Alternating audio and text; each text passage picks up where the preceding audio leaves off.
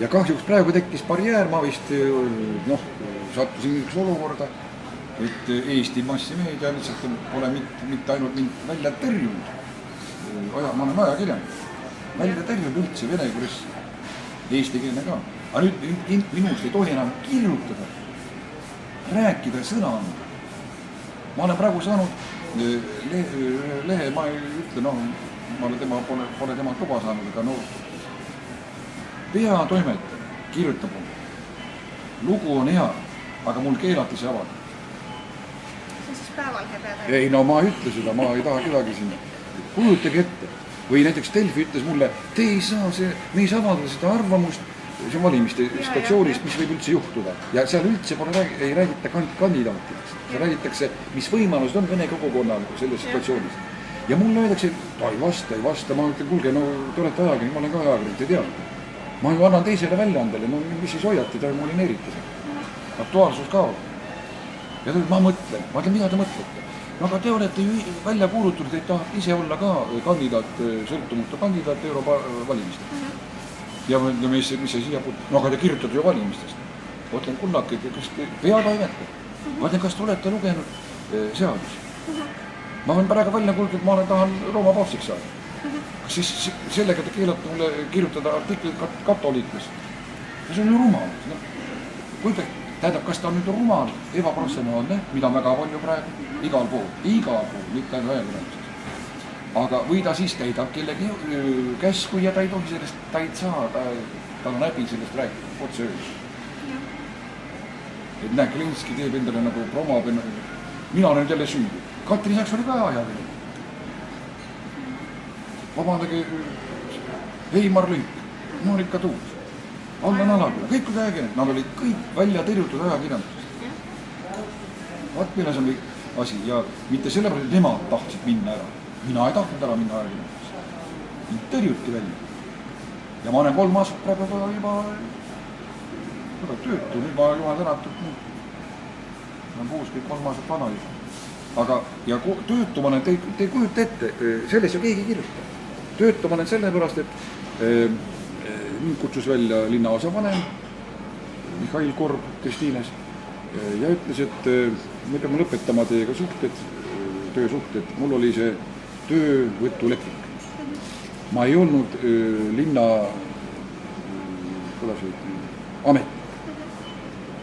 Mul ei ole seda kohustus ja eetilist momenti, et ma pean arvestama, kuidas minu kohaliku omavalitsuse juhid või käituvad või tegutsevad, võtavad mingi otsuse, ma ei tohi, see on ebaeetiline, ma olen nõus.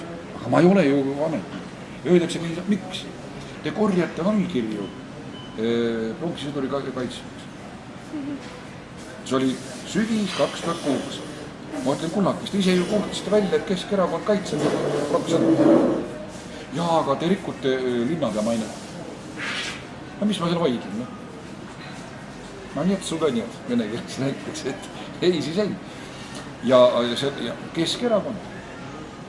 Mina leian, et Keskerakond on kõige parem erakond, aga ta on halbadest variantidest kõige parem. Ja mulle meeldib nende sotsiaalne suunitlus, sest samas nad ei ole ju vasakpoolsed. Kuigi neil on vasakpoolne element ja nad kasutavad, kui mängivad seda. Nad ei ole ju parempoolsed, aga nad mängivad liberaalsust ja väga tublisti, kui on vaja.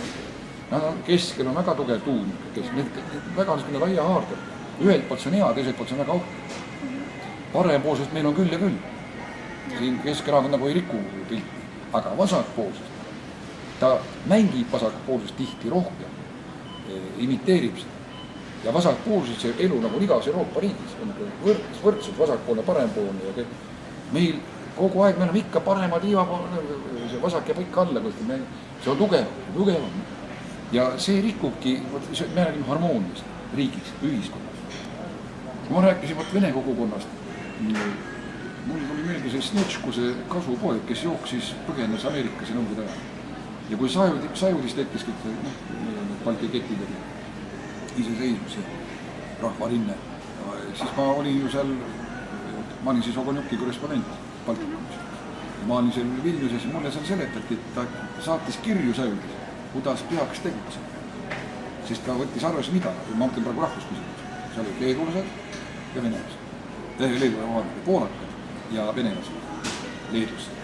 Ja seal on Vilnius all on terve rajoon, kus elavad praktiliselt nagu meil nagu Ida-Virumaa. Narva, kohe praktiliselt ainult poolakad.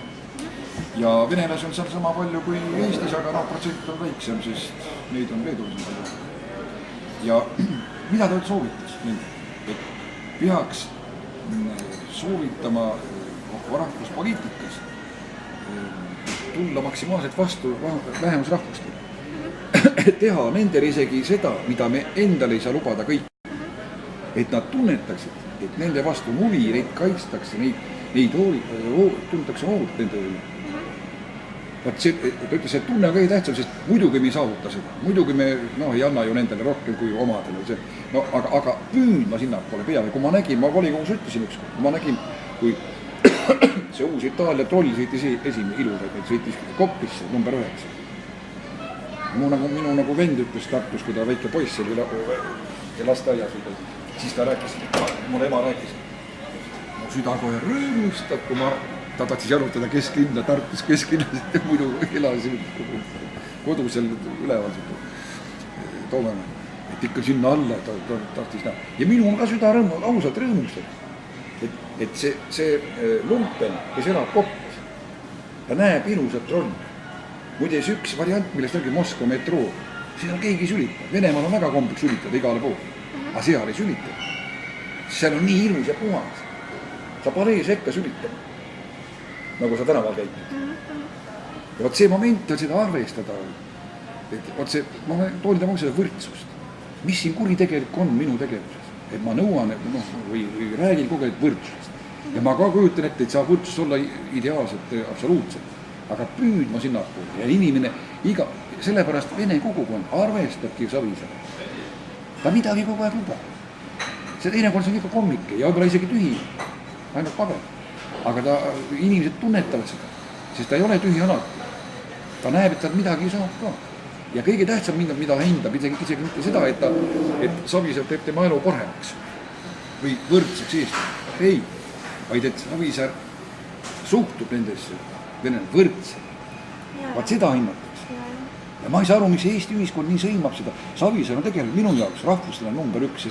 Seda ütles mulle Andrei Kostov, kui ma ise esitasin talle küsimuse 10 aastat tagasi enne intervjuud, kui ma läksin Savisaare. Et miks seda nii vihkavad Eesti? Ja süüdistatud on mingi vene, müünud ennast venelast.